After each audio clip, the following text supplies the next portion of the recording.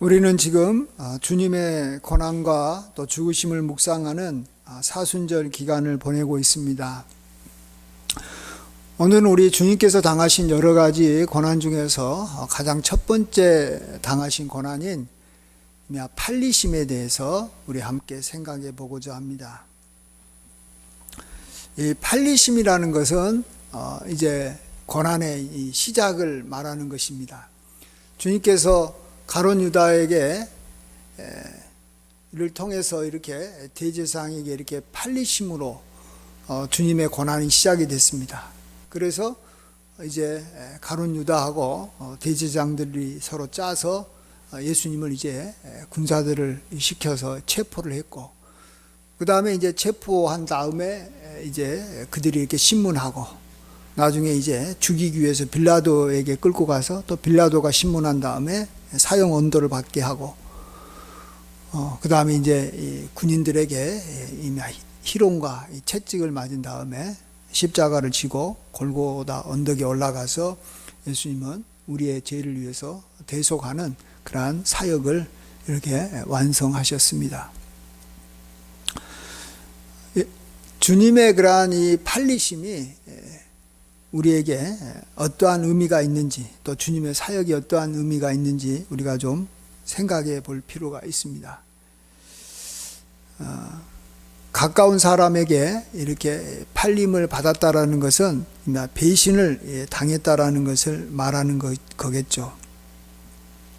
근데 예수님께서 이렇게 자신의 고난의 시작을 이 체포당하는 것으로 시작하는 게 아니라 가까운 사람에게 팔림을 통해서 시작을 했고, 또 예수님께서 자신의 그러한 이 팔림을, 내가 팔림을 당할 거다라고 예언하셨습니다. 오늘 본문 보시면 이틀이 지나면 유월절이라 인자가 십자가에 못 박히기 위하여 팔리리라. 이렇게 팔림을 통해서 이렇게 주님의 고난이 시작됐다라는 것은 무엇을 의미하냐면, 주님의 고난이 다른 사람에 의해서 강압적으로 시작된 게 아니라 그가 힘이 없어서 체포당하는 걸 통해서 그의 고난이 시작된 게 아니라, 그가 자기가 배신당할 줄 알면서도 자기가 그 배신당함에 자기를 그대로 내어주었다라는 것을 우리가 생각해 볼 수 있습니다. 그래서 주님의 고난은 스스로 자신이 그 고난을 택하고 그 길로 정말로 담대하게 걸어나간 것이었다라는 것을 우리가 알 수 있어야 됩니다. 가까운 사람한테 사실은 배신당한다는 것은 별로 많이 또 일어나지도 않습니다. 또 그걸 사람들은 별로 이렇게 경계하지 않고 있다가 그 일이 일어나기 때문에 그 이 배신당하는 일을 이렇게 당하게 되면 그로 인해서 이제 굉장한 어려움이 이제 시작이 되는 것이죠. 그래서 사람들은 다 배신을 알려고 하고, 배신에 이렇게 징조가 보이면 다 이렇게 막으려고 합니다. 왜요? 배신 당하게 되면 자기 편인 사람이 자기를 상대방에게 이렇게 넘겨주는 거기 때문에 굉장한 고난이, 굉장한 어려움이 자기에게 닥쳐오는 것이고, 자기가 이렇게 죽게 될 수 있는 상황으로 가기 때문에 배신이 있을 거라 생각하면 그 배신하려고 하는 사람을 자기의 근처에서 멀리 이렇게 떨어지게 만들지 결코 가까이 두지 않습니다. 자기가 배신하려고 하는 사람을 먼저 제거해 버리지 가만두지 않는다라는 것입니다. 그럼에도 불구하고 예수님께서는 가룟 유다가 자기를 배신한다라는 것을 뻔히 알고 있음에도 불구하고 가룟 유다가 그 일을 계속 행하도록 내버려 두었다라는 것입니다. 이것은 뭘 말합니까? 예수님께서 자기가 이 고난의 길을, 우리 인류의 죄를 속하기 위해서 그 길을 스스로 걸어갔다라는 것을 말씀하고 있는 것입니다. 참 그런 면에서 예수님의 고난은 이렇게 체포당하는 걸 통해서 시작한 게 아니라, 체포당하기 전에 자기가 이 팔릴 것을 말하고, 그 다음에 그것을 이렇게 그대로 방치함으로 말미암아 자기 스스로 그 고난의 길을 걸어가셨다라는 것입니다. 그래서 우리가 정말로 주님의 그 십자가의 이 대속하심은 우리로 하여금 정말로 큰 기쁨이 되고 우리의 소망이 되고 우리를 이렇게 참 하나님 앞에서 의롭다 하심을 얻게 하는 그러한 속죄제가 된 줄 믿습니다. 두 번째로 우리가 예수님의 이 팔리심을 우리가 묵상을 하면서 우리가 또 받을 수 있는 은혜가 하나가 있는데, 그것은 예수님의 여러 가지 고난 중에서 우리가 가장 쉽게 동참할 수 있고 또 반드시 우리도 배신당하는 일들이 계속 우리에게도 일어나기 때문에 우리가 이 배신당했을 때 그 어려움을 우리가 잘 극복할 수 있는 그러한 하나의 좋은 방법이고 또 우리가 이렇게 피할 길이기 때문에 예수님께서 배신당하여 팔리심을 받았다라는 것에 우리가 관심을 가져야 합니다. 예수님께서 우리는 보통 이제 고난 그러면 희롱 당하시고 신문 받으시고 채찍 맞으시고 이렇게 못 박혀서 정말로 이렇게 참 숨막힐 듯한, 그래서 숨막혀서 사실은 폐가 터져서 돌아가셨지만 그러한 이 고난에 우리가 관심을 많이 갖고 또 그러한 십자가의 그러한 고난에 우리도 함께 동참하려고 합니다. 그렇지만 실질적으로 우리의 삶에서는 그런 일들이 그렇게 순교당하는 일이 그렇게 채찍 맞는 일이 우리에게는 벌어지지 않습니다. 일어나지 않습니다. 그렇지만은 우리에게 정말로 자주 일어날 수 있고 또 앞으로도 일어날 수 있는 일이 뭡니까? 배신당하는 일은 우리에게 자주 일어나는 겁니다. 그래서 우리가 참 배신당했을 때 그걸로 인해서 얼마나 많은 사람들이 힘들어합니까? 정말로 배신당하는 일들이 너무 많아요. 그래서 어떤 사람은 친구하고 이렇게 잘 지내다가 친구하고 같이 그래서 동업을 하다가 정말 친구가 배신해서 자기 사업이 완전히 이렇게 참 어려움을 겪게 가지고 도산하는 그런 경우도 있고, 또 정말로 함께 막 열심히 같이 일하다가 그가 어떤 여기 승진의 그런 상황이 됐을 때 자기를 이렇게 참 이렇게 무고하게 정정당당하게 경쟁하는 게 아니라 자기를 이렇게 참 아주 이렇게 참 억울하게 만들어 가지고 자기만 혼자서 이렇게 참 승진함으로 그걸로 인해서 당하는 배신도 있고, 또 가장 흔한 것이 사랑하는 이 부부가 잘 지내다가 이렇게 자기를 버리고 다른 배우자를, 다른 이성을 향해서 나아가는 이 불륜을 당했을 때 그게 얼마나 우리를 힘들게 만든지 모릅니다. 그래서 사람들은 이 배신의 일을 너무 이렇게 힘들어합니다. 그것이 우리에게 주는 이 스트레스가 어마어마하기 때문에 그럽니다. 이걸 잘 이렇게 우리가 소화시키지 못하면 그걸로 인해서 이렇게 화병이 생깁니다. 누가 그러더라고요. 이 스트레스를 우리나라 말로 이렇게 표현하면 화병이다. 근데 이 스트레스 화병의 가장 큰 게 이렇게 배신당했을 때 생기는 것이겠죠. 우리가 이렇게 배신을 당했을 때 우리가 그것을 극복할 수 있는 방법이 뭡니까? 그것은 정말로 예수님께서 우리와 같이 또 우리보다 더 심한 배신을 예수님께서는 받으셨다라는 것을 우리가 기억함으로 말미암아 우리가 그 당한 예수님의 그 고난의 일부에 우리가 조금이나마 우리가 함께 참여했다라는 것으로 우리가 우리의 고난을 우리가 이렇게 받아들일 수 있다라는 것입니다.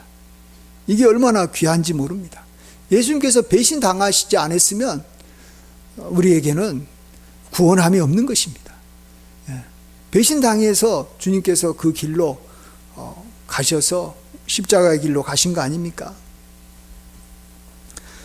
배신이 참으로 우리에게 이렇게 힘들게 하는 것은 그 사람과의 그런 이 관계 때문에도 힘들지만 그 사람이 나의 이렇게 신의를 저버리고 나의 어떤 관계를 이렇게 완전히 이렇게 무시하고 나를 이렇게 배은망덕한 행동을 한 것 때문에 힘들지만 우리가 배신을 당하게 되면 그걸로 인해서 받는 이 고통이 계속 이어지기 때문에 그렇습니다.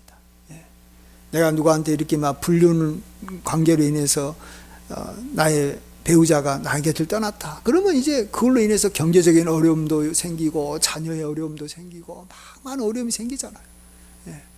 친구가 어떤 여기 막 경제적인 것 때문에 나를 배신하고 어떤 내가 손해를 보게 되면 그걸로 인해서 회사가 어려워지고 나의 여러 가지 문제들이 막 생기는 겁니다. 그래서 참으로 배신이라는 것이 정말로 무서운 것입니다. 우리가 이것들을 잘 우리가 극복하려면 예수님께서 이렇게 참 배신 당했을 때 예수님께서는 그걸 잘 참으시고 정말로 그것을 잘 견디시고 나아가서 그러한 이 배신 당할 것을 아시면서도 우리를 구원하시려고 그러한 배신에 그러한 허락하시고 나아갔다라는 걸 우리가 생각하면 우리가 당한 배신은 사실 우리가 뭐 그걸 미리 알았으면 다 이렇게 그냥 피했을 것입니다. 근데 우리는 몰라서 그냥 당한 거죠. 근데 예수님은 알고도 그 배신을 그대로 받아들이고 그걸로 인해서 당한 고통은 우리가 당한 고통과 비교할 수 없이 큰 고통이었기 때문에 예수님의 그러한 그 배신당한 그 고통을 생각할 때 우리가 당한 이 고통은 참 얼마 되지 않는 것이죠. 아주 작은 것입니다. 그런 작은 것에 우리도 동참해서 이렇게 참 주님의 그러한 길에 우리도 함께 동행할 수 있다는 것이 우리가 참 은혜로 봐야 되고 귀하게 우리가 여겨야 될 줄 믿습니다. 아멘.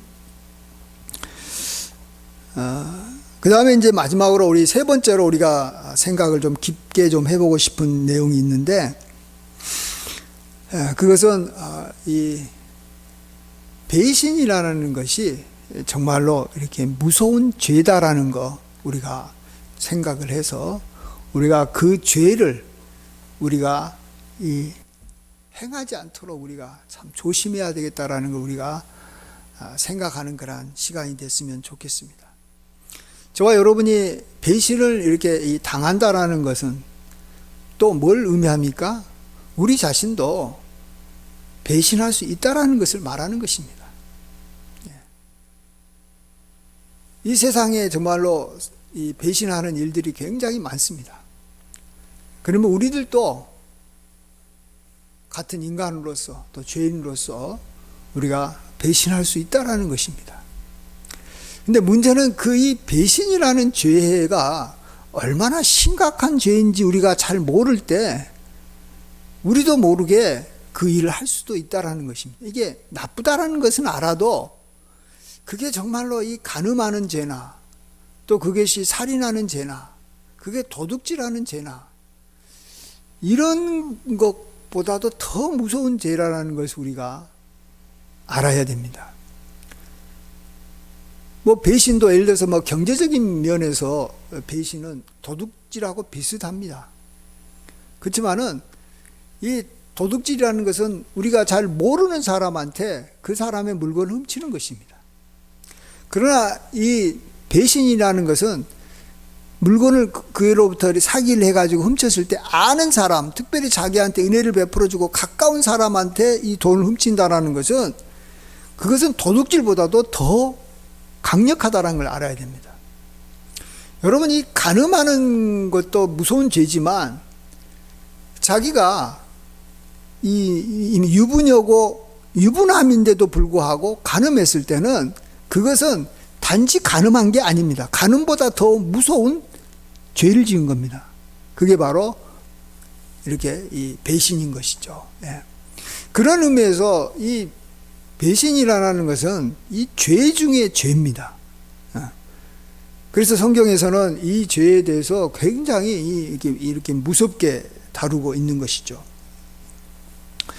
예수님께서도 가룟 유다에 대해서 가룟 유다에게 이렇게 팔아넘김을 당한 이 배신을 이렇게 당했을 때 가룟 유다에게 예수님께서 어떻게 말씀하셨습니까? 그 일을 하지 말라라고 계속 이렇게 경고하는 그러한 이 사인을 이렇게 보냈지만 이 가룟 유다가 그것을 계속해서 이렇게 할 거라는 걸 아시고 가룟 유다에게 무슨 말씀하셨습니까? 그것은 너가 차라리 나지 않았으면 좋을 뻔했다 이렇게 말합니다. 예수님께서 행하신 그러한 이 저주의 말, 뭐 어떤 경고의 말 중에서 제가 봐서는 가장 무서운 말이 너가 차라리 태어나지 않았으면 좋았을 텐데, 이런 말이라고 저는 생각합니다. 이 말씀이라고 생각해요. 근데 그 말을 누구에게 했다고요? 자기를 팔아넘기는 가룟 유다에게 했다라는 것입니다.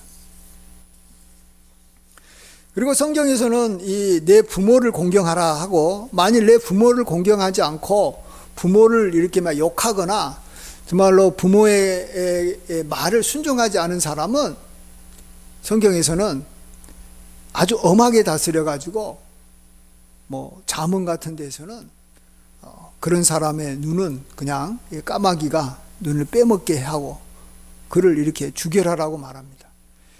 이게 단지 부모의 말을 안 듣고 부모를 욕했다라는 것은 그냥 그거 죄로 끝나는 게 아니라, 부모에게 했다라는 것은 뭘 말합니까? 부모의 은혜를 그가 저버렸다라는 것입니다. 예. 굉장히 그 죄가 이 다른 죄하고 차원이 다른 죄라는 걸 우리가 아셔야 되는 것이죠.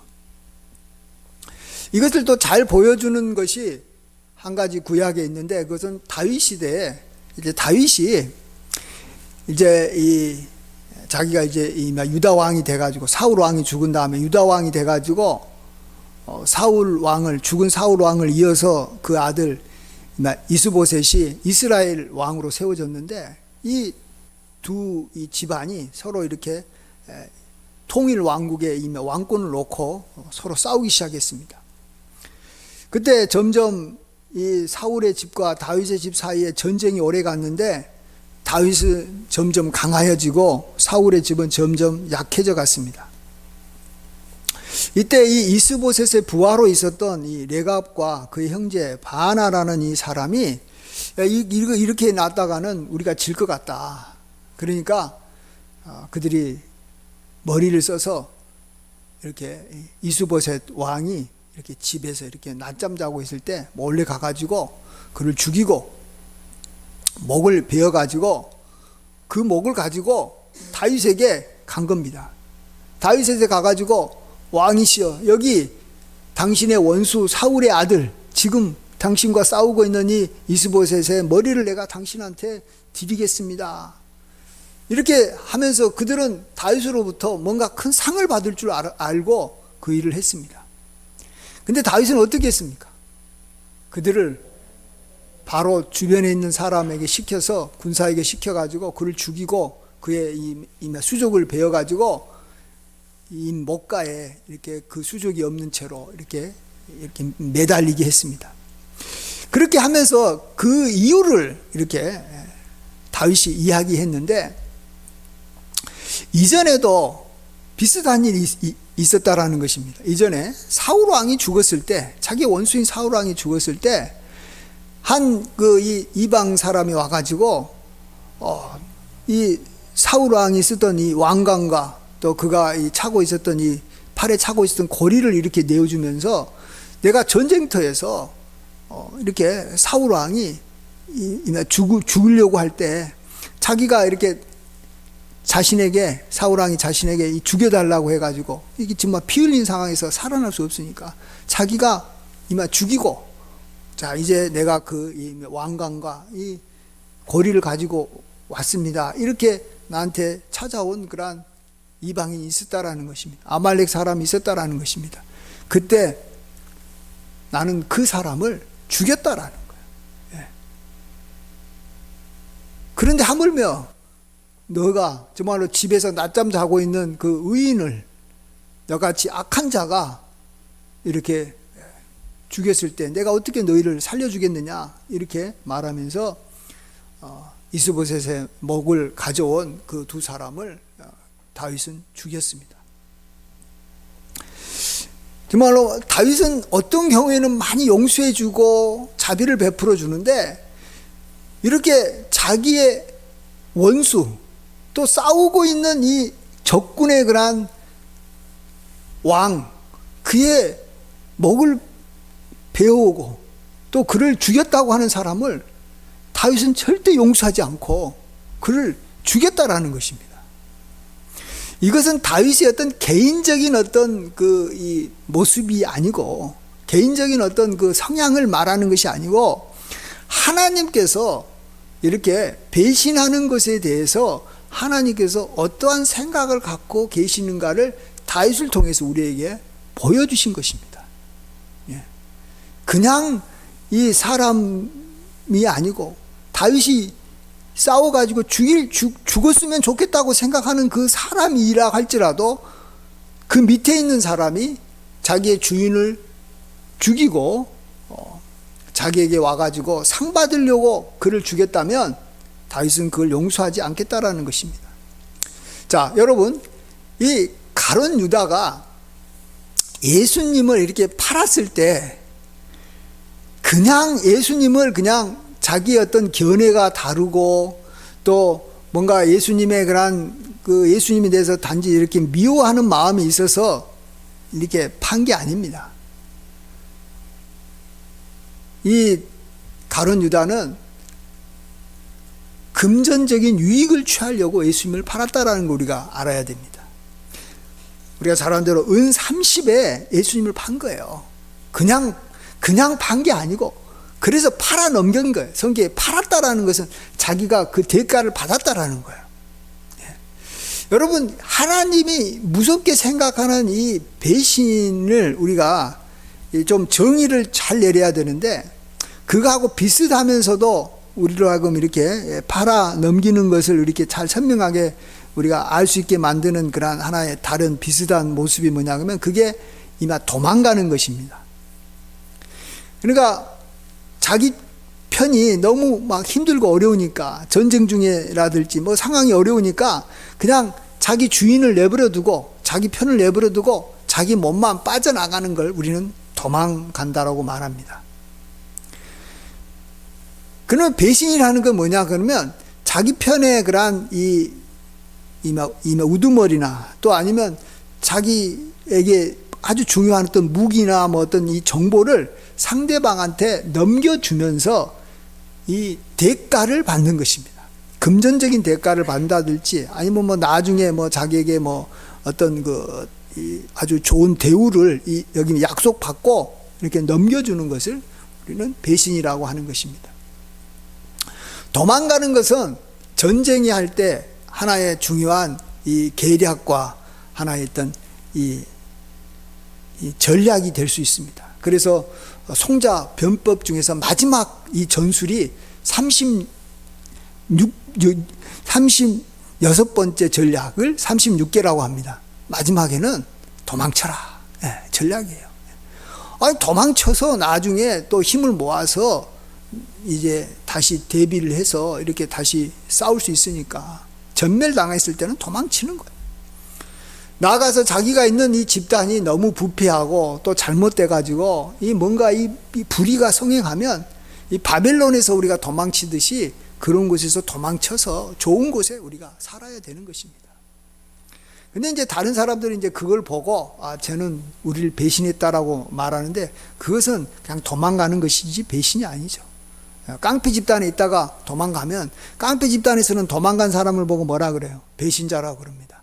그러나 그것은 잘한 거죠. 도망간 거예요. 도망간 거. 물론 도망간 것이 좋은 경우도 있고 나쁜 경우도 있지만 이 배신하고는 분명히 다르다라는 걸 우리가 아셔야 됩니다. 자기가 어떤 이익을 얻으려고 자기가 뭔가 경제적인 이익, 또 자기 어떤 자리, 또 명예, 뭐 어떤 여러 가지 그러한 어떤 정말 중요한 어떤 혜택을 자기가 얻으려고 자기 편의 사람을 상대방한테 팔아 넘기는 것을 우리가 배신이라고 합니다. 그래서 상대방이 굉장히 유익을 얻게 되고 그걸로 말미암아 자기 편이 굉장히 어려움을 당하게 되는 것이죠. 자기 혼자서 도망가면은 상대방한테 이익이 되는 것이 아주 조금밖에 없습니다. 나 한 사람 빠진 거예요. 그리고 또 우리 편에도 별로 손해 보지 않습니다. 내 한 사람이 빠진 거니까. 물론 이제 내가 많은 무리를 이끌고 도망갔은 경우에는 그건 진짜 우리 편에 잘못한 거지만, 나 혼자 빠지는 것은 그 집단에도 그렇게 큰 문제가 되지 않습니다. 근데 문제가 뭐라고요? 자기 편에 이 우두머리를 이렇게 팔아 넘겨버리면, 이 자기 그동안에 자기가 정말로 좋아하고 자기가 그동안에 따랐던 그 집단이 완전히 이렇게 멸망하고 파괴되어 되기 때문에 이건 굉장히 무서운 죄가 되는 것입니다. 지금 우리 이 세상은 이 두 나라가 싸우고 있습니다. 한 나라는 하나님이 통치하시는 하나님의 나라고, 하나는 마귀가 왕이 돼가지고 다스리는 이 마귀의 나라, 악의 나라가, 이 두 나라가 싸우고 있습니다. 이럴 때 정말 저쪽에서는 또 이쪽에서도 마찬가지죠. 상대방의 이 나라의 이 우두머리를 자기가 이렇게 포로로 잡든지 아니면 제거함으로써 완전한 승리를 원하는 것입니다. 전쟁할 때 왕이 잡히거나 왕이 죽게 되면 그때 승리하는 것과 마찬가지인 것이죠. 자, 이와 연관해서 예수님께서는 한 가지 우리에게 아주 중요한 말씀을 하신 게 있는데, 자신이 이렇게 이 기적과 이사를 행할 때, 그래서 저기 눈 멀고 또 잘 보지 못하고 말 못하는 그러한 귀신 들린 사람을 고쳐 줬을 때, 그것에 대해서 사람들이 두 가지로 다르게 반응한 일이 있었습니다. 무리들은 야, 뭘로 예수님 다윗의 자손이다, 하나님께서 보내시고자 하는 그 이 메시아다, 이렇게 말하는 사람이 있었는가 하면, 반면 다른 이 무리 바리새인들은 저것은 귀신의 왕 바알세불을 힘입어서 저렇게 귀신을 쫓아냈다, 저런 일을 했다, 이렇게 이야기를 한 겁니다. 이랬을 때 예수님께서는 무슨 말씀을 하셨습니까? 내가 정말로 귀신의 왕 바알세불을 많이 힘입어서 쫓아냈다면 그 나라가 황폐해질 것이다. 근데 귀신의 나라가 계속해서 이렇게 있는 것은 내가 그렇게 한 게 아니다. 분쟁하는 동네나 집마다 서지 못한데, 만일 사단이 이렇게 사단을 쫓아내면 서로 이렇게 분쟁하는 것이니까 그렇게 하고서 어떻게 그 나라가 서겠느냐. 근데 여전히 이 사단의 나라는 서고 있는 거예요. 한마디로 말하면 이 사단의 나라도 배신하지 않는다라는 것입니다. 하물며 하나님의 나라의 백성이 배신한다라는 것은, 이건 정말로 무서운 죄인 거죠. 그래서 그 다음에 하신 말씀이, 예수님께서 만일 모든 죄가 다 이렇게 사함을 받을 수 있는데, 모든 죄와 모독은 사함을 얻되 성령을 모독하는 것은 사함을 얻지 못하겠고, 또 누구든지 말로 인자를 거역하면 사함을 얻되 누구든지 말로 성령을 거역하면 이 세상과 오는 세상에서도 사함을 얻지 못하리라, 이렇게 말씀하십니다. 자, 그러면 여기서 이 성령을 말로 모독하는 그러한 죄, 이 정말 우리가 지어서는 안 되는데 이게 뭘 의미하겠습니까? 저도 이것을 잘 몰라가지고 이게 무슨 말일까? 참 다른 죄는 몰라도 이 죄는 지으면 안 되는데, 이런 생각을 하면서 보니까 뭐 그렇게 어려운 게 아니더라고요. 간단하더라고요. 이 죄는 지금 누가 짓고 있습니까? 예수님을 보고, 자, 저런 기적은 귀신의 왕을 힘입어서 행한 기적이다 라고 말한 바리새인이 바로 이 성령을 모독하는 죄를 말로 하고 있죠. 그렇게 말을 했으니까. 그러면서 그 죄는 이 세상과 오는 세상에서도 사함을 받지 못하는 죄인 것입니다. 왜 그렇습니까? 성령은 이 땅에 하나님의 나라가 임하기 위해서 예수님에게 그의 성령을, 그의 권능을 기름 붓듯 부어가지고 지금 예수님을 통해서 성령께서 강하게 역사하고 있어요. 그래서 하나님께 영광 돌리고 많은 사람들이 지금 하나님께로 지금 이렇게 돌아오게 만들어서 그의 백성이 많아지면서 그의 나라가 지금 커져가고 있는데, 갑자기 바리새인이 그 성령의 역사를 정반대로 해석을 해가지고 저것은 귀신이 역사하는 것이다, 이렇게 이야기함으로써 이 하나님의 나라가 이제 더 이상 확장되지 못하고 도리어 이제 더 이상 예수님께서 무슨 활동을 해도 아무리 기적을 베풀어도 사람들이 그걸 통해서 하나님께로 돌아가는 길을 막아버렸기 때문에 이 성령께서는 그렇게 하는 사람에 대해서 자기를 모욕했다라고 말하는 것입니다. 이건 예수님께 대한 모독도 되겠죠. 그렇지만 이것은 예수님을 통해서 하나님의 나라를 확장하려고 하는 이 성령에 대한 모독이 되어버리는 것입니다.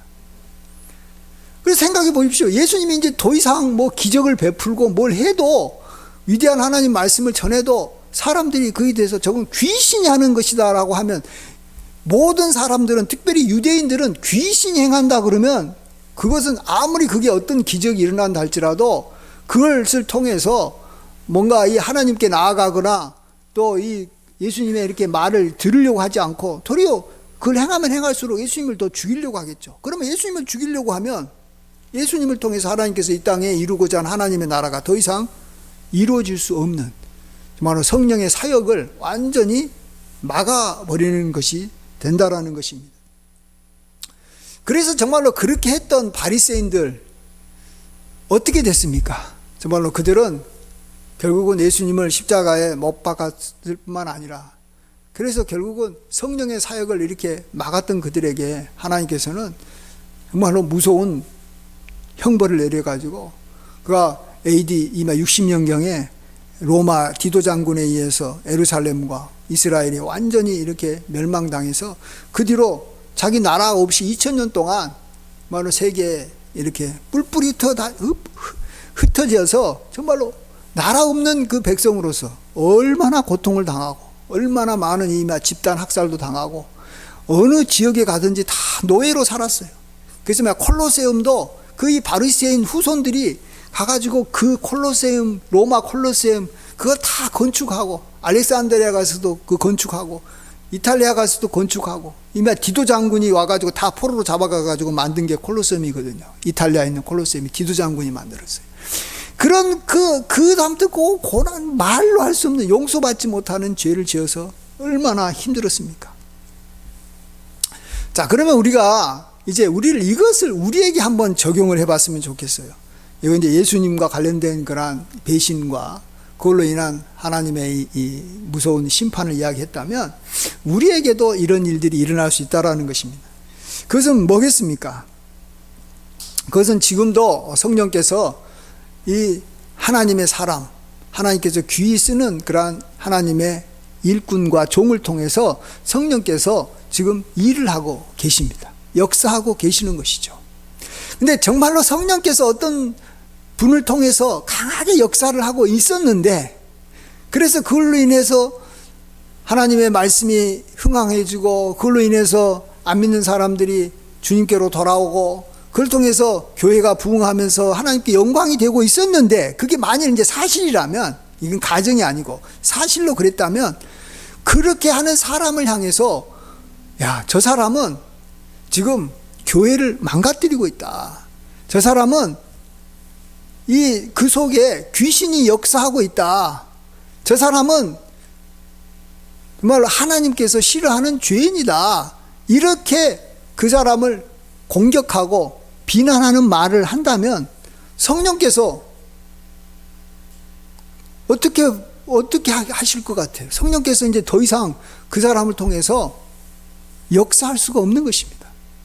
하나님의 종은 믿음과 성도들의 믿음과 신뢰를 통해서 주님의 일을 계속할 수 있는 것입니다. 결국은 주의 종은, 성령을 통해서 역사하는 주의 종은 그에게 이 말을 듣고 이렇게 참 그의 어떤 이 영향력이 이렇게 퍼지려면 그들로부터, 하나님의 백성들로부터 또 사람들로부터 신뢰를 얻어야 되는데, 그 신뢰를 완전히 끊어버리는 일을 하기 때문에 더 이상 성령께서 역사를 해도 의미가 없게 되는 것입니다. 이런 경우에 하나님께서는 그 사람의 죄를 용서하지 않는 것입니다.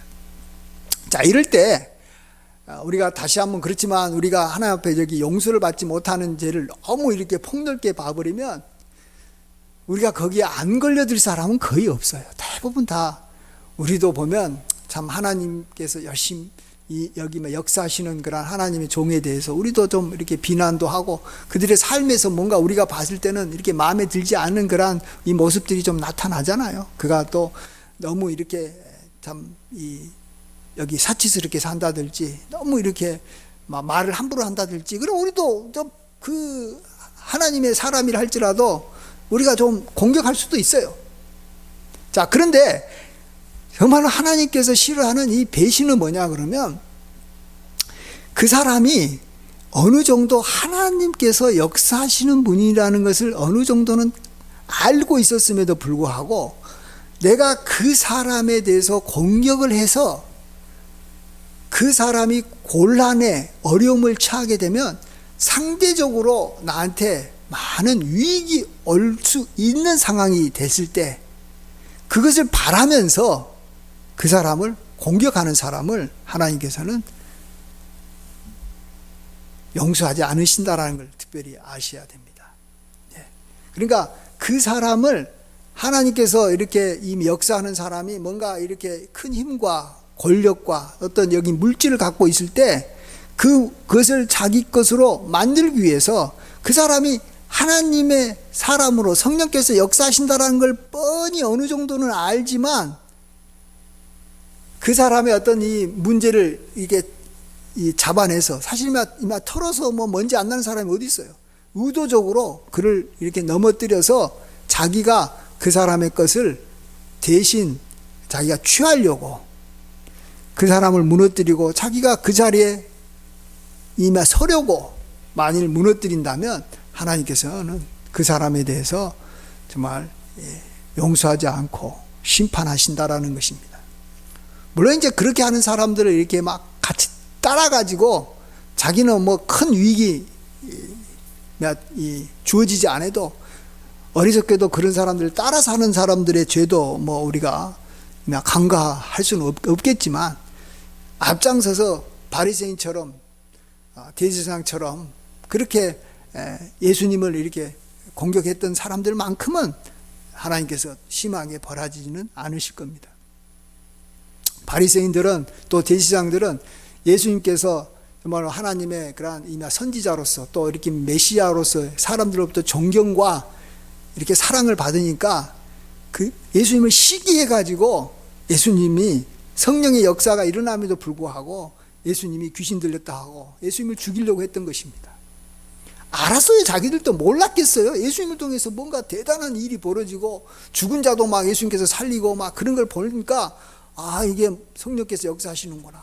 그러니까 사람들이 막 예수님께로 가니까 그동안에 자기들이 받았던 이 권위와 자기들이 받았던 그러한 그 여긴 명예가 예수님께로 가니까 시기해가지고 예수님을 죽이려고 했던 것입니다. 하나님께서는 그런 바리새인, 그런 대제사장들, 그런 장로들을 하나님께서는 이렇게 좀 금생과 내세에 이렇게 사함을 받지 못하는 그런 무서운 죄, 배신의 죄라고 이렇게 말씀하시는 것입니다. 그런 의미에서 우리가 참 교회 생활을 할 때 어떤 교회 생활에서 자기 어떤 여기 영적인 어떤 이 권위나 어떤 경제적인 어떤 유익을 우리가 참 교회에서 얻기 위해서 하나님께서 이렇게 역사하고 계시는 어떤 하나님의 일꾼을 시기하고 그리고 또 그를 이렇게 무너뜨리려고 하는 일을 해서는 절대 안 될 것입니다. 우리가 살면서 우리가 많은 죄를 지을 수 있습니다. 그러나 그 죄가 배신하는 죄와 연결이 되어버리는 하나님께서 싫어하는 그 죄와 연결이 돼가지고 우리가 이런 일을 하게 되면 우리 인생이 힘들어지는 것입니다. 그래서 교회에서 막 다투고 싸우고 그러면 이런 일이 벌어질 가능성이 굉장히 많아지는 것이고 그래서 원래 교회에 나오는 우리 성도님들이나 많은 분들이 다 복을 받으면서 하나님 앞에 축복 가운데 살아야 됨에도 불구하고 복을 많이 받지 못하고 도리어 그것 때문에 더 어떤 보면 인생이 참 꼬이고 너무나도 자기만 힘든 게 아니라 자기 자녀까지도 막 힘들어지는 그러한 경우가 많이 교인들 가운데서도 일어나고 있는데 그런 경우라면 우리가 다시 한번 정말 우리가 그런 모습을 보고 아, 우리는 정말 저래서는 안 되는구나. 하는 걸 우리가 좀 깨닫고 우리가 정말 조심하고, 다른 죄는 져도 되는 거예요. 여러분, 간음하는 죄는 용서받아도 정말 이렇게 성령을 모독하는 죄는 용서받지 못하는 것입니다. 하나님 성령께서 역사하시는 사람의 그러한 이 것을 보고 마귀가 역사한다라고 말을 해버리면 그건 말만 한 것뿐이지만 이것은 성령을 모독하는 죄가 돼가지고 우리가 용서받지 못할 죄를 범하기 때문에 우리가 그걸 조심해야 됩니다. 오늘 이렇게 예수님의 여러 고난 중에서도 예수님이 이렇게 가룟 유다에게 팔림을 당한 그러한 고난에 대해서 우리가 함께 묵상했습니다. 하나님의 큰 은혜가 저와 여러분에게 넘치시는 그러한 우리 모두 되기를 간절히 축원드립니다. 기도하겠습니다. 기도합니다. 아버지 하나님, 주님께서 가룟 유다에게 팔림을 당한 것을 아셨음에도 불구하고 그 길로 직접 걸어가시고 배신을 당하셨습니다. 우리의 삶 가운데서도 배신을 많이 당합니다. 그럴 때 우리 주님께서 당한 이 배신을 생각하며 우리가 잘 참고 또 그것이 나중에는 주님의 그러한 고난에 참여하는 그러한 길인 것을 인정케 하여 주시옵소서. 우리도 아버지 하나님 이 세상에 살면서 배신하는 일을 하지 않게 도와주시옵소서. 특별히 성령께서 강하게 역사하는 주의 종을 보고 우리가 어떤 명예를 얻기 위해서 또 어떤 경제적인 이익을 취하기 위해서 그를 대적하고 그를 넘어뜨리려 하는 진짜 용서받지 못하는 그러한 죄를 범하는 일은 없도록 아버지 하나님 도와주시옵소서. 모두가 다 인간이기에 아버지 하나님 허점이 보이고 또 우리가 봤을 때 참으로 참 이해가 안 되는 그러한 모습이 있을 수도 있지만 그가 만일 성령께서 귀하게 사용하고 있는 그러한 분이라면 또 많은 사람들이 그를 이렇게 존경하고 하나님의 일꾼으로 인정한다면 우리도 그를 두려워하는 마음으로 또 그를 존경하는 눈으로 무엇보다도 그와 함께하기를 좋아하고 그를 따르는 일에 힘써서 그를 이렇게 무너뜨리는 그러한 대열에 우리가 들어가는 그러한 엄청난 죄는 우리가 짓지 않도록 도와주시옵소서. 주님께 모든 영광과 감사를 돌려올 때 예수님의 귀하신 이름으로 기도하옵나이다. 아멘.